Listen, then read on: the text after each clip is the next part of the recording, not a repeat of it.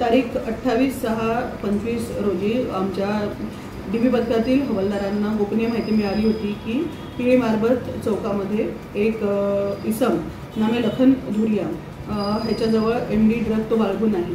त्याची खात्री करण्याकरता पंच आणि स्टाफसह ते तिथे गेले होते।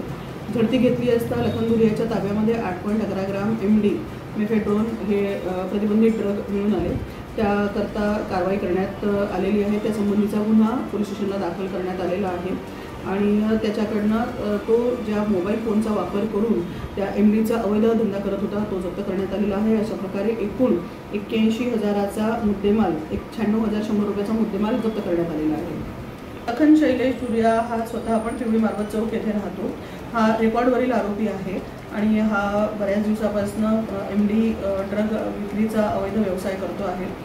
सदरील माल त्यांनी ज्याच्याकडनं खरेदी केलेला आहे आणि कोणी विक्री करत होता त्या संबंधीचा तपास आम्ही लोक करीत आहोत। ह्याच्यामध्ये आरोपीवाढ होण्याची शक्यता नाकारता येत नाही। सदरची कारवाई ही आम्ही माननीय पोलीस आयुक्त श्री रवींद्र कुमार सिंगल सर यांच्या मार्गदर्शनात अँटी ड्रग कॅम्पेनिंग त्यांनी जे चालवलेलं आहे त्याच्या अखत्यारीत केलेलं आहे।